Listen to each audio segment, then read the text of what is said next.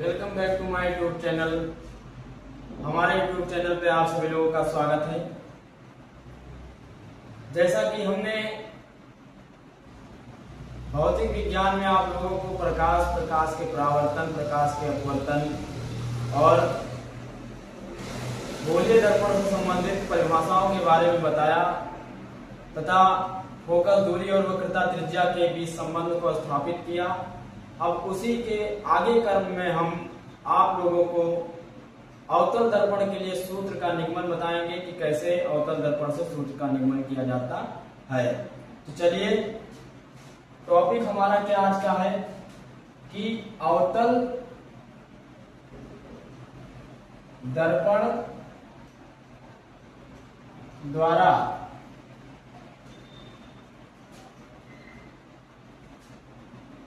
UVF में संबंध, UVF में संबंध।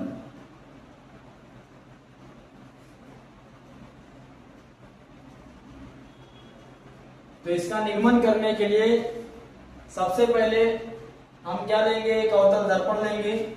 और अवतल दर्पण के बारे में हमने बताया था कि अवतल दर्पण में जो परावर्तक तल होता है वो धसे हुए भाग पर होता है। कौन से भाग पर होता है? धसे हुए भाग। दर्पण हमारा क्या है? दर्पण का नाम क्या है? M1 और M2 है। दर्पण के उभरे हुए भाग पर चांदी या पारे की कलई की गई है और दर्पण का जो परावर्तक तल है उसका मध्य बिंदु क्या है? P है। मध्य बिंदु से एक किरण खींची गई है जो कि क्या है? मुख्य अक्ष है। और दर्पण का केंद्र क्या है? C है। तो मुख्य अक्ष के समांतर आने वाली किरण के बारे में हमने बताया था कि मुख्य अक्ष के समांतर आने वाली किरण दर्पण से टकराने के पश्चात मुख्य अक्ष को जिस बिंदु पर काटती है उसको क्या कहते हैं? मुख्य फोकस कहते हैं। क्या कहते हैं? मुख्य फोकस। तो अब यहां पर हम क्या लेते हैं? एक वस्तु है जो कि वक्रता केंद्र से आगे रखी गई है। इस वस्तु का नाम क्या है? AB। क्या नाम है? AB। और दूसरी किरण जो हमारी परावर्तित किरण है, यानी आपतित किरण कहां से होकर के जाएगी?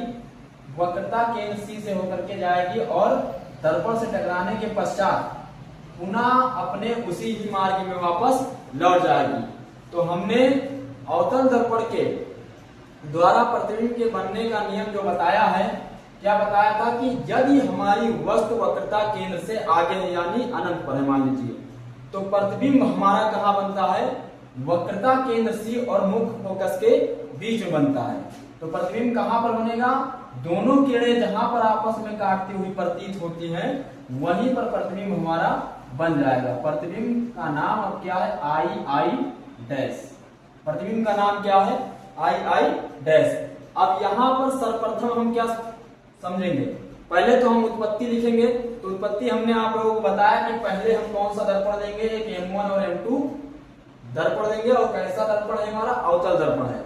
और दर्पण का एक ध्रुव P है और उसके मुख्य अक्ष के समांतर आने वाली किरण हमारी कौन सी है?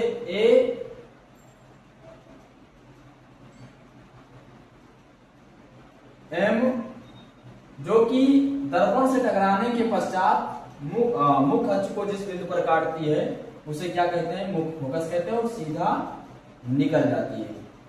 उसके बाद में दूसरी किरण हमारी कहां से आती है? वक्रता केंद्र C से होकर के आती है और पुनः उसी मार्ग में वापस लौट जाती है।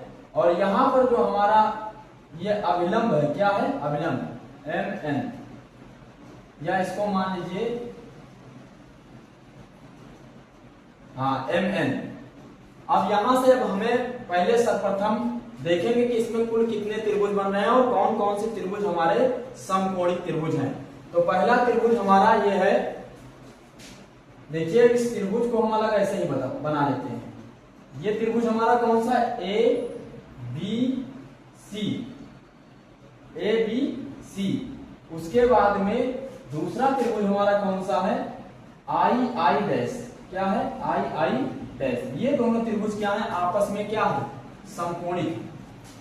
और अगले जो हमारे दो त्रिभुज हैं वो कौन कौन से हैं?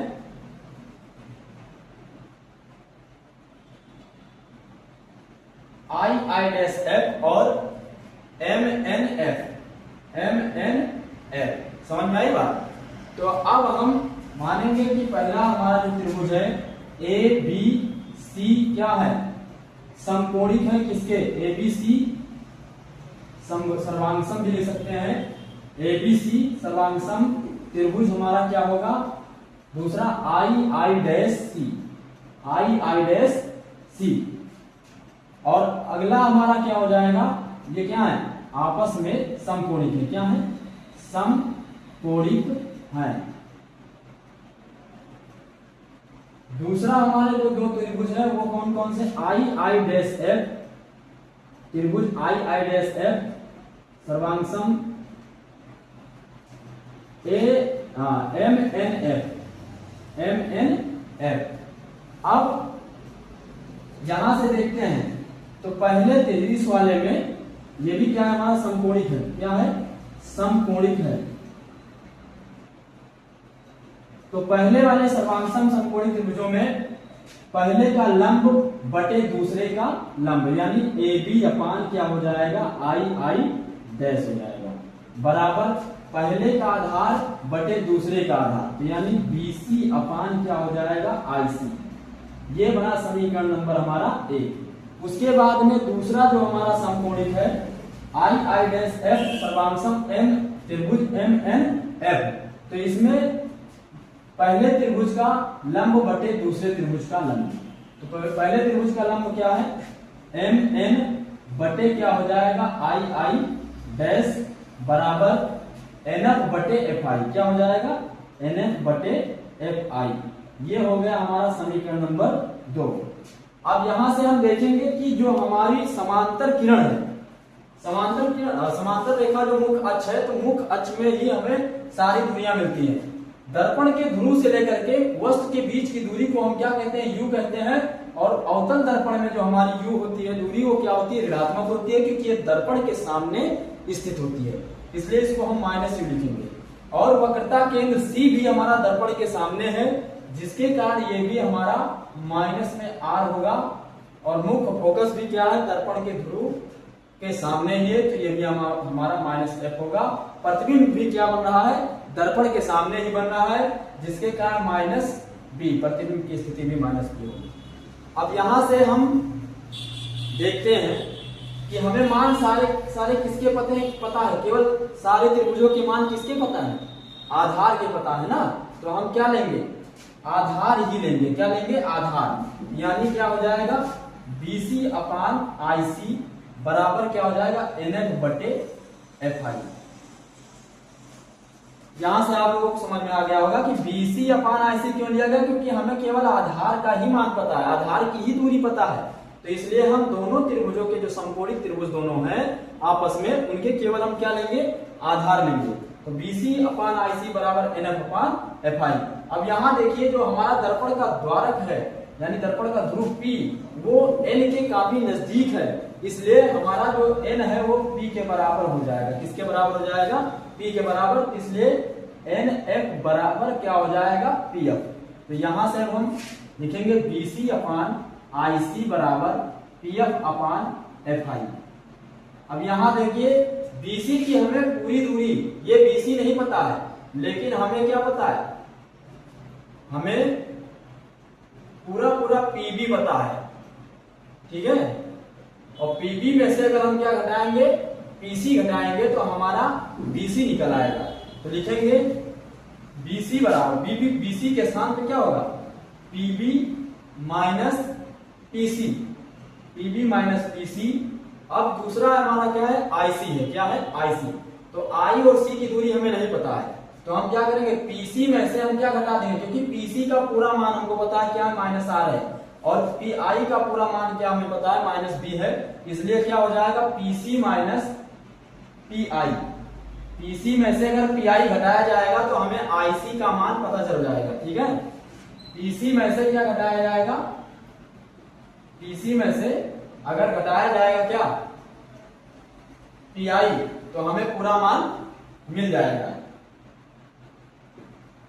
अब अगला हमारा एनएफ है, एन और एफ के बीच, यानी एनएफ क्या था, पीएफ बन गया ना, तो पीएफ का मान हमें पता है, तो पीएफ का पीएफ ही लिखा रहेंगे। उसके बाद में हमारा अगला क्या है, एफ आई है। एफ आई की दूरी हमें नहीं पता है, तो हम एफ आई की दूरी कैसे ज्ञात करेंगे कि पी आई में से क्या घटा देंगे, पीएफ घटा देंगे। पी आई में से क्या घटाएंगे, पीएफ, तो हमें एफ आई प्राप्त हो जाएगा। तो P I minus P F. अब क्या करेंगे, इसमें चिन्ह सहित मान रखेंगे। क्या करेंगे, चिन्ह सहित मान रखने पर, चिन्ह सहित मान रखने पर, चिन्ह सहित जब मान रखेंगे तो पीबी का मान देखिए यहाँ पर पी और बी का मान क्या है, माइनस यू है, तो माइनस यू रख दिया जाएगा। फिर माइनस पीसी का मान क्या है, माइनस आर है, पीसी का मान माइनस आर रख दिया जाएगा। फिर पीसी का मान क्या है, माइनस आर है, तो माइनस आर रख दिया जाएगा। पीआई का मान क्या दिया गया है, पीआई का मान है माइनस बी, तो माइनस बी रख दिया जाएगा। बराबर पी एफ का मान क्या है, माइनस एफ है, पी एफ का मान क्या है, माइनस एफ, तो माइनस एफ रख दिया जाएगा, क्योंकि चिन्ह सहित मान रखने पर ना। तो पी आई का मान अब यहाँ पर देखिए माइनस बी है, तो माइनस बी हो जाएगा। माइनस पी एफ का मान क्या है, माइनस एफ है, तो माइनस एफ रख दिया जाएगा। अब उसके बाद में इसको हम क्या कर लेंगे, हल कर लेंगे। Minus U minus minus minus क्या हो जाएगा, प्लस आर बटे minus R, minus minus plus B बराबर माइनस एफ बटे minus B minus minus plus F. अब उसके बाद में हमने कल पढ़ा था कि वक्रता त्रिज्या जो होती है वो फोकस दूरी की क्या होती है, दोगुनी होती है।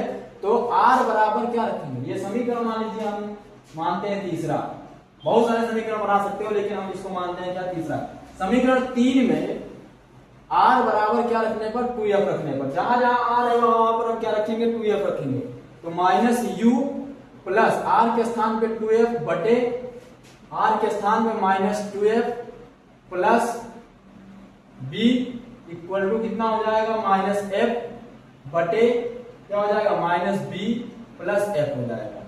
अब उसके बाद हम क्या करेंगे, गुणा करा देंगे, क्रॉस गुणा। तो माइनस बी का गुणा पहले माइनस यू से होगा, तो क्या हो जाएगा, माइनस माइनस प्लस, तो होगा यू बी। फिर इसका गुणा इससे होगा, तो प्लस माइनस माइनस क्या हो जाएगा, 2fb। फिर उसके बाद में f का गुणा माइनस u से होगा, तो प्लस माइनस uf। उसके बाद में f का गुणा 2f से होगा, तो plus plus plus 2f square.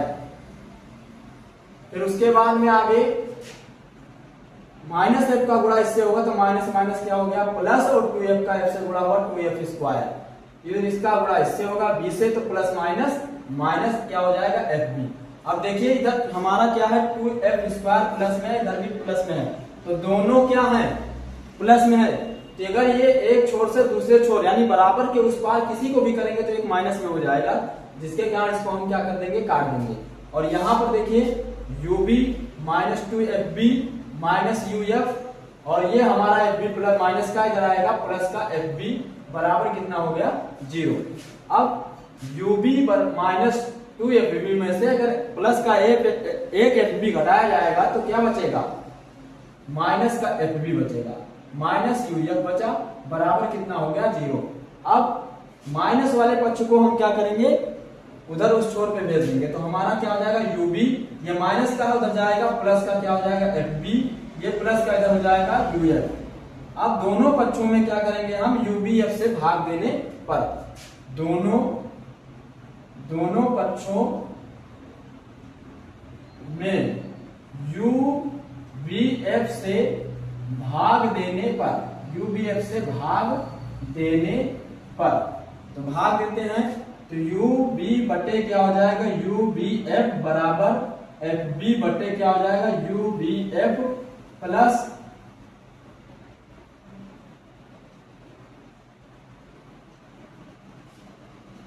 uf बटे क्या हो जाएगा, ubf। अब देखिए यहां से ub से ub कैंसिल, fb से fb कैंसिल, और uf से uf कैंसिल, तो बचा क्या हमारे पास, 1/f बराबर 1/b प्लस 1/u। कहने का मतलब यहाँ पर हमारे पास क्या बचा, 1/u बचा ना, और यहाँ पर क्या बचा, 1/b बचा। तो ये सूत्र हमारा किसका बन जाएगा, 1/f बराबर, इसको दोनों प्लस में है तो आगे पीछे लिख सकते हैं, तो 1/b प्लस 1/u। ये किसका सूत्र है, दर्पण का सूत्र है, किसका सूत्र है, दर्पण का सूत्र।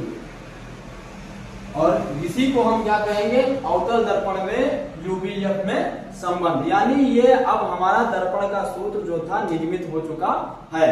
आशा करते हैं कि आप लोगों को अब दर्पण के सूत्र में किसी भी प्रकार की दिक्कत नहीं होगी। धन्यवाद। हमारे इस चैनल को सब्सक्राइब करिए और लाइक कीजिए, कमेंट कीजिए। धन्यवाद।